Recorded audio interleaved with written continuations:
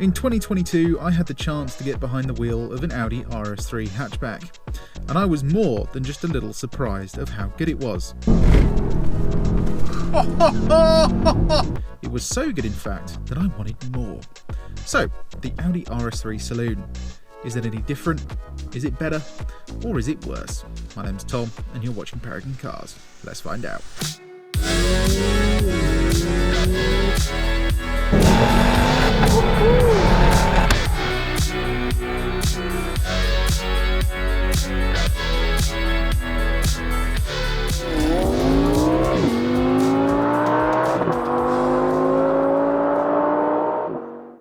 Now, of course, mechanically the hatch and the saloon are very similar, although there are some very subtle differences between the two. The wheelbase is the same length, but interestingly, the rear track of the saloon is slightly wider, by 45mm in fact. Why? I don't know, but will it make a difference? I guess we'll find out later. Firstly, let's see if this 400 horsepower, 480 Nm of torque 5-cylinder hot saloon can impress us on the 30 to 70 sprint.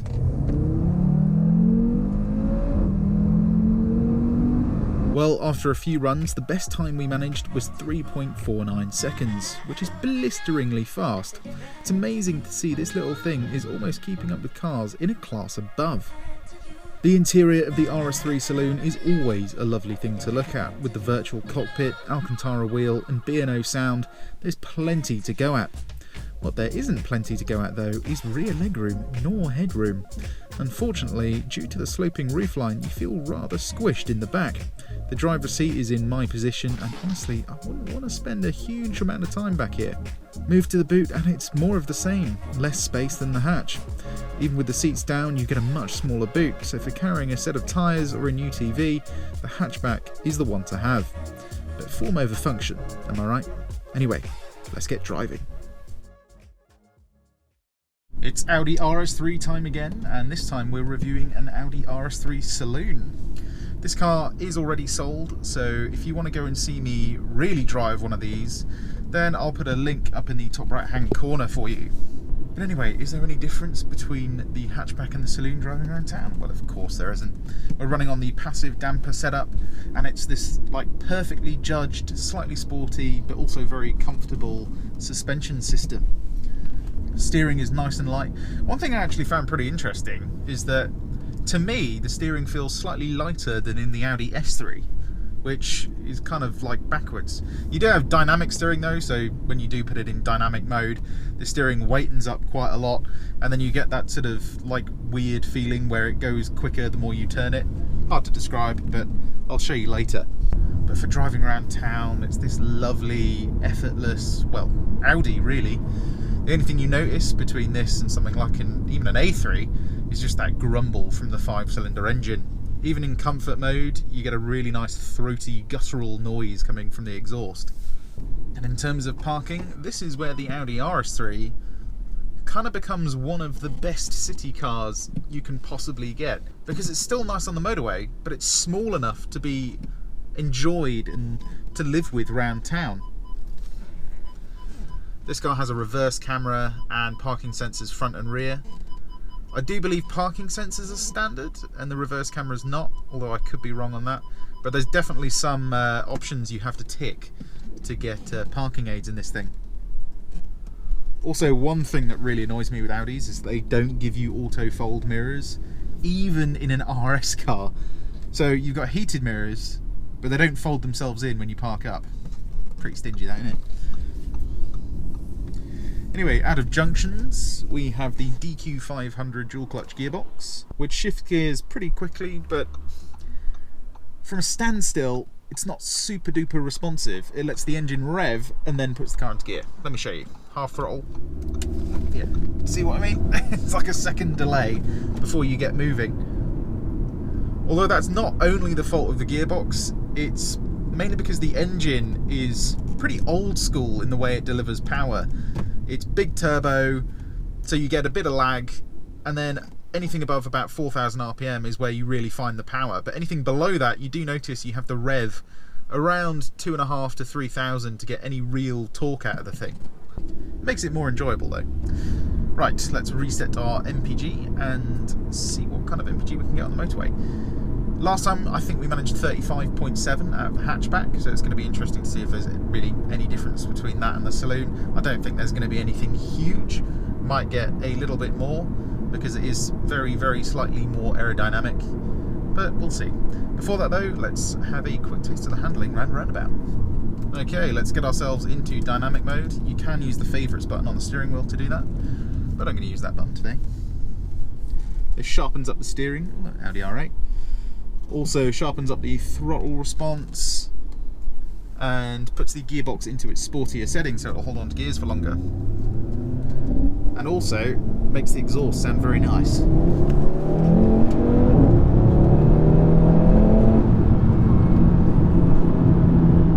As you can hear, we're running slightly better tyres today than we were in the hatchback version of this. So it's a little less sideways, plus, as I said before, because the car is sold, we can't go super duper crazy. We've got to be nice and gentle with it. Anyway, let's go back into comfort mode and see what MPG we can get out of this thing. There's also one option this car has that you don't really see on any other RS3 that makes this thing an absolute blast on the motorway. And what rare option am I talking about? Well, it is the adaptive cruise control system, or the driver assistance pack. This gives you your adaptive cruise control, which will keep a safe distance between the car in front of you. And it comes with lane steering assist, which means you can actually just take your hands off the wheel and the car will steer for you for about up to 15 seconds. Below 40 miles an hour, this will actually completely drive the car for you for up to a couple of minutes, I think.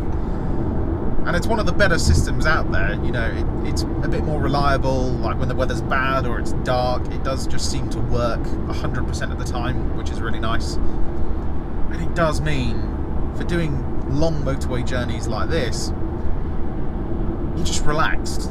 You feel totally calm. And it means this car's got almost like a split personality, because it's fun, it fits in spaces around town, you can drive it through London, and you know, it's not scary and not sort of watching the corners of the car constantly. But on a longer journey, it does just as well as a bigger car. Now, the one thing I have noticed straight away is, compared to the hatchback, I'm noticing a tiny bit more noise coming from the rear of the cabin, just a bit of road noise. Wind noise is exactly the same though, but it's still an Audi, so it is still very quiet. It's still better than something like a BMW 1 Series, for instance. But yeah, you whack the adaptive cruise on and just let it do its thing.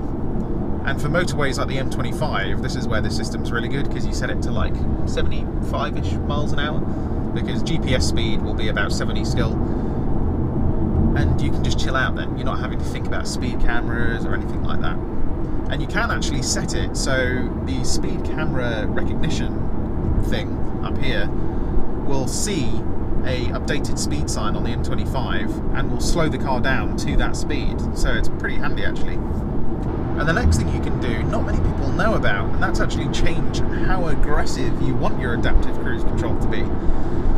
So say you're in like rush hour traffic and there's only like small gaps that you can get into, you can change it into dynamic mode. And this means if you put your indicator on to change lane, it'll speed you up to the speed you've set it to quite a lot quicker than it does just in auto. You can also set it to comfort if you're just doing like long motorway cruising and you're just trying to save a bit of fuel. But it's a nice thing to have, and it does actually make a bit of a difference. Anyway, visibility. This is where Audi are usually pretty good. Nothing to complain about really. You've got skinny A pillars, skinny B pillars. It's pretty much identical to the hatchback. Even the view out the rear window is fairly similar. Then in terms of quality, again, Audi are very good at this. They tend to use a little bit more plastic than other manufacturers like Mercedes and BMW, but the plastics they do use are of a much higher quality. So on the door cards, this is not leather, this is like your soft touch materials. But A, it looks like a more cohesive interior, and B, it does actually feel pretty nice as well. Then the leather they do use in these cars is really nice quality. It's really nice high quality Napa leather, and it means that everything kind of just feels really high quality in here, and it feels high quality to the touch as well, especially the steering wheel, And one thing Audi do particularly well that other manufacturers can't seem to do is clicky buttons. Everything just has this like really nice clickiness to it. Even the air vents has this really satisfying click. And to some it may sound gimmicky, but it does actually make a pretty big difference in terms of just how nice everything is to use. Yeah, it's like using a MacBook over a Lenovo ThinkPad. You know, even if the internal specs were the same, e.g. it had the same engine, you're still going to want to use the MacBook because it's just nicer to use. Then moving on to spec, if I only had 3 choices, what would I pick? First thing is going to be the tech pack, because you need a virtual cockpit, and thankfully for the Audi RS3 that comes as standard, so you don't actually need to select that. The things I'd get for this car are going to be the comfort and sound package, so you get heated seats. This car actually has electric seats as well, which is a really rare option for these, but it means you get the B&O sound system, which is an absolute must in a car like this. If you're paying a premium for a hatchback, you want a good sound system, and you just have to get it because A, it's a lot better than the standard sound system, and B, it's actually one of the best sound systems out there at the minute, I think, anyway. Then the next thing is actually going to be a panoramic roof. Because this has got a really nice engine, a very unique engine as well, you know, you kind of want to hear it, and why not get a panoramic roof? I think it's a must for a car like this. And then finally, I'll leave it up to you guys, but I think you should probably go with the sports exhaust, because if you're going for the pan roof, you want a slightly louder exhaust, and it is nice to have something nice and loud. But if you don't want that, or you want to upgrade the exhaust in the future, you know, if you're looking at a second-hand car, I would probably go for the adaptive cruise control, because if you're doing a lot of miles on the motorway, you know, if you're going to see family up in Wales or Sheffield or something like that, and you're going all the way from London, it makes a huge difference to how nice this car is to drive, like huge difference. And because the seats are fairly comfortable, it means after a long journey, you actually get out of the car feeling more refreshed than when you got in it, which is pretty much unheard of for a smaller car like this.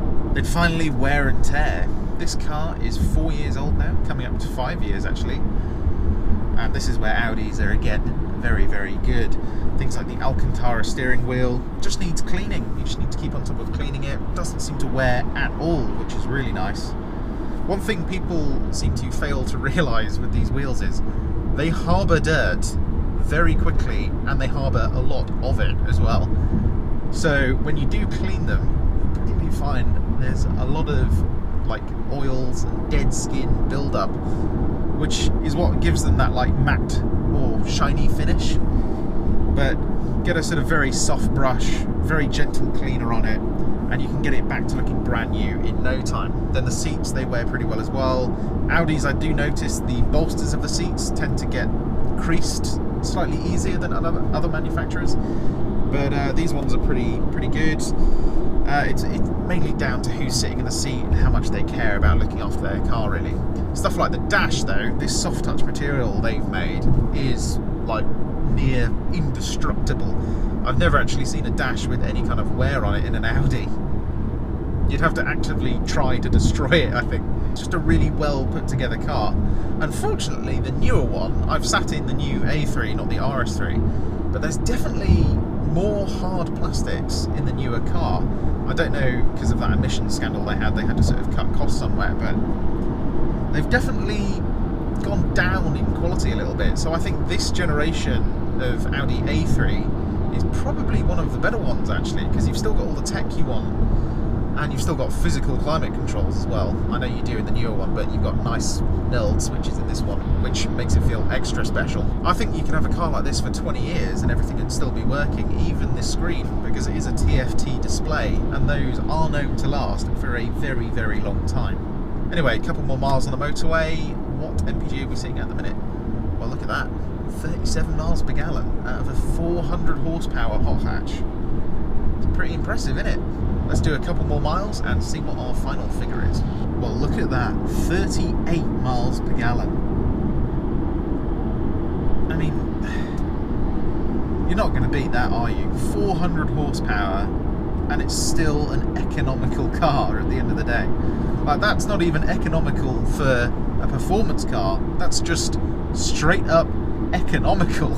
Like, you'd struggle to get that out of a 2-litre diesel in an SUV. Pretty impressive stuff.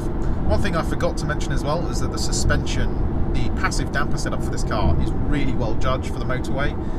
It's still sporty, but it's noticeably comfortable as well. So I think unless you're taking this car to a track, there's no need to get the mag ride suspension. Anyway, let's take this into a B road and have a little bit of fun in it. Okay, back in dynamic. I put the traction just in sport. We're not going to turn it fully off today. But what we are going to do is take control of the gears manually. See if this is any different to the hatchback. Guessing it's going to be fairly similar. Now already, again, the chassis is very neutral in this car. Journalists say it understeers a lot, but I really don't feel that. Like, look, push, push, push. It seems to go all 4 wheels at once. Oh god, that noise. So good. It's so good. Oh, damn. I really like the sort of shift lights that you get as well in the virtual cockpit. It looks really nice. Brakes nice and sharp. Definitely need them over the S3 brakes. I believe these are 6-pop calipers now. One thing I would like more of are some pops on the downshift. I know that's a bit childish for some, but I do like it.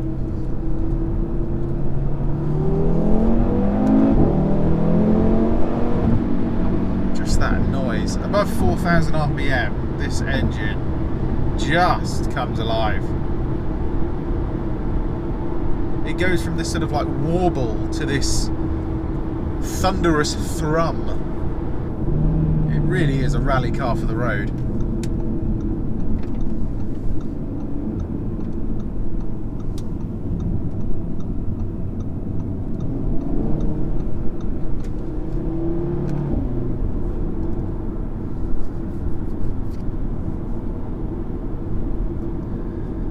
But what I've already noticed is I'm pretty sure the previous owner had done something quite deliberate with the tyre setup on his car to make it go as sideways as it did. Okay, pause. After filming this review, I couldn't help but think the difference in handling had to be more than just the type of tyre. And I found something quite interesting. I never realised, but from factory you could specify a wider tyre. The Saloon is equipped with a square setup of 235/35 R19 tyres, whereas the hatchback was running 255/30 R19 tyres at the front and 235/35 R19 tyres at the rear. A subtle difference, but it's certainly enough to affect the handling. Anyway, back to the video. Right, down our little test road. Let's give it some. And yet, my statement still stands. This is a rally car for the road. And you're going to get away from most things down here, including supercars. Mainly because you've just got more room.